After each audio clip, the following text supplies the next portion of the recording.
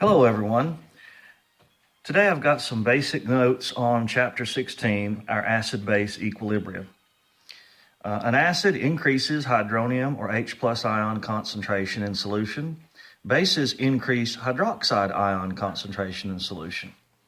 The Bronsted-Lowry acid-base theory is that acids are proton donors. They donate H positive ion. Bases are proton acceptors, as in the base will always accept or take on the H plus ion that's donated by the acid. The hydronium ion proper is this species, H3O positive. It's a water molecule that has taken on the extra H positive to become this species. All acids create this, the hydronium ion, in solution. All bases create this ion in water solution, the hydroxide. So hydroxide ion is created by bases when they're put into water. Hydronium is created by acids in water. And here's the Lewis structure of each. In practice, though, we're going to use this and this formula most often. Another important thing to note is that there is something called the self-ionization or auto-ionization of water. This textbook says auto-ionization. Many others say self-ionization, same thing. Plain water at pH 7 with nothing in it can react with itself to form a tiny amount of hydronium and a tiny amount of hydroxide. It's called the ion product or equilibrium constant for this reaction is 1 times 10 to the negative 14th. That's quite small. And you know from our study of equilibrium, when an equilibrium constant is very, very small, that means the products divided by the reactants concentrations give us this. Well, here, liquid water and liquid water is left out of the equilibrium expression. So the equilibrium expression is only the concentration of hydroxide times the concentration of hydronium. And it's been measured thousands of times at 25 degrees C and 1 atmosphere pressure. And over the years, the accepted value has come to be 1 times 10 to the negative 14th. That means this times this gives 1 times 10 to the negative 14th. That means this is 1 times 10 to the negative 7th, and this is 1 times 10 to the negative 7th. They're both very small. So this predominates at room temperature. 99.999% of the waters are just plain water. Very little goes on to ionize, but it's enough to make a difference. This number never changes. If we add lots of acid, then this gets much smaller, but the product still remains a constant. If we add lots of base, then this gets larger and this gets smaller, but the product does not change. We will call this the KW. It is an equilibrium. We could have called it KEQ. It is a KEQ, as we're used to seeing, but since it's a special one, referring specifically to water, then we're going to give it that little subscript W and not to differentiate it so that when we see that W, we know we're talking about this system. And we'll still use KEQ for other reactions as we have.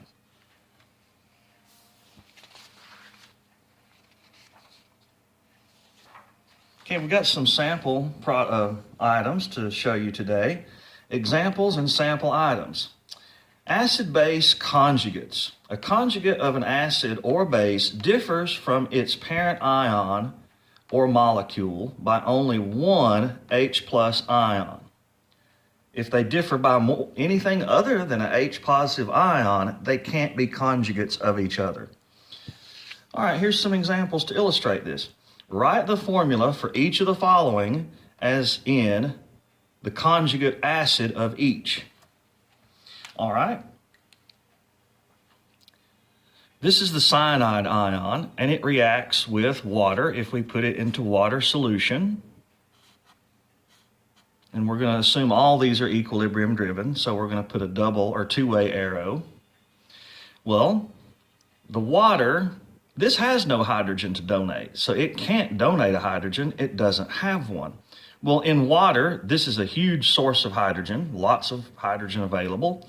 One of these hydrogens comes over and attaches there, HCN. And since it was a H positive, that cancels out the negative, and we have a neutral HCN molecule. Now, water has lost a hydrogen and becomes hydroxide. Now, I haven't identified the conjugate yet. In fact, I'm going to do that last. I'm going to go through and actually do each of these in full, then we'll go back and identify. All right, this is sulfate, SO4 minus 2, reacting with water. Again, there is no hydrogen here to donate. It has to pull a hydrogen from water.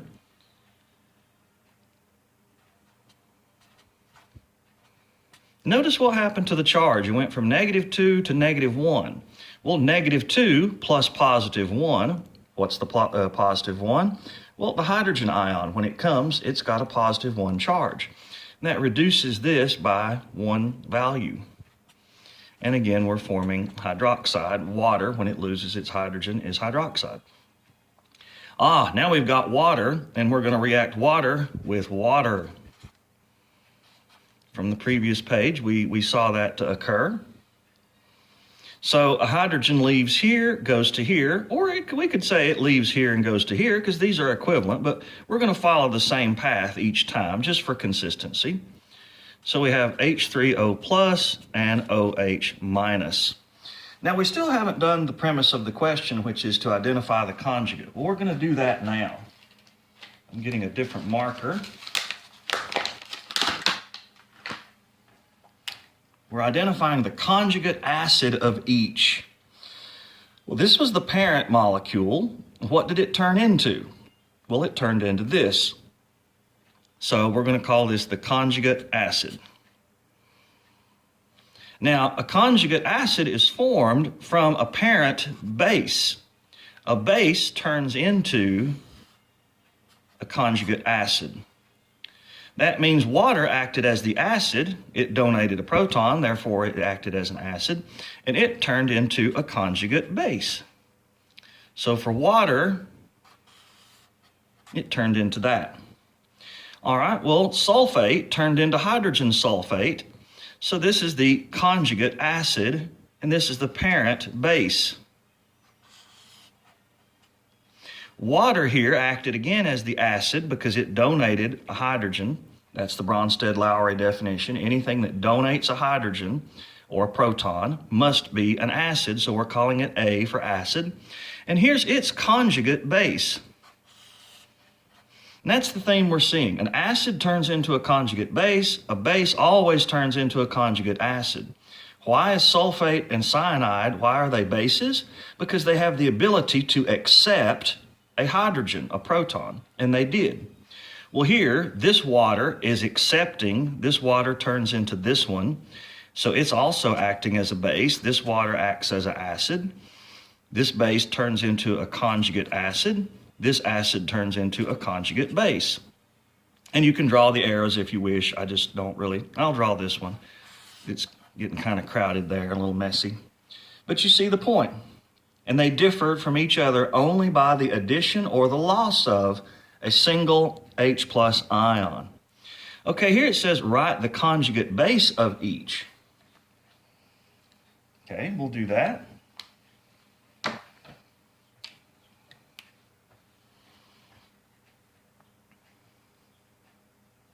Well, we're going to let each of these react with H2O. That's typically the name of the game. Always do that, even if you're not told to.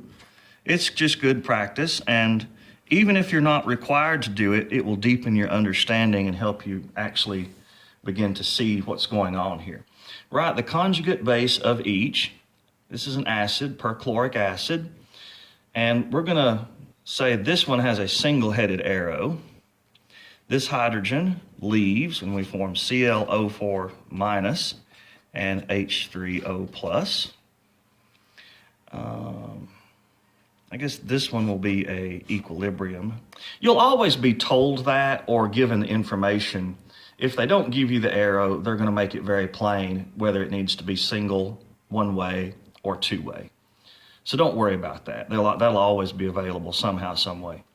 Well, here, They're saying the conjugate base, that's implying these are all acting as acids, as in they will all give away a hydrogen to the water. All right, so here we have one of these goes, so we have HS negative plus H3O positive. We have a PH3 plus H3O positive. Notice this was a positive 1, and when I reduced its charge by 1, it simply became 0. Every time I give away a hydrogen, whatever the charge was here, it goes down by 1. So pH3 is a neutral molecule. This was neutral, so it was at 0, so it became a -1. This was neutral, started off at 0. 0 minus positive 1 would be -1. 0 minus positive 1 is -1. Positive 1 minus positive 1 is 0. Little integer practice there. All right, here, this hydrogen comes over, CO3 minus 2 plus H3O plus. Now we have -1 minus positive 1 gives -2. And we see we lost the hydrogen, and that hydrogen went here. Some textbooks will actually show that. They'll do a little arrow showing the migration of the hydrogen. If that's useful to you, then please do so. There's times when that can help a lot. Well, we still haven't answered the question, though. Write the conjugate base of each. All right, well, each of these is behaving as an acid. An acid, acid, acid, acid. How do I know that? Well, each of these is donating a hydrogen to the water. And that's the Bronsted definition of an acid, is a proton donor, as in giving it away. So here's the acid, acid, acid, acid, and it turns into a conjugate base. Whatever it turns into, that's the conjugate base. That's the conjugate base, that's the conjugate base, and that's the conjugate base. You can label it CB, there, CB. And of course, water here in each case is acting as the base. A base, a base, base, base, and it turns into a conjugate acid, conjugate acid, conjugate acid, conjugate acid. All right. So that's the rule. The conjugates, no matter who they are, can only differ from their parent by 1 H+ ion. And if it is starting as an acid, it can turn in only to a conjugate base. And if it starts as a base, it must turn into a conjugate acid.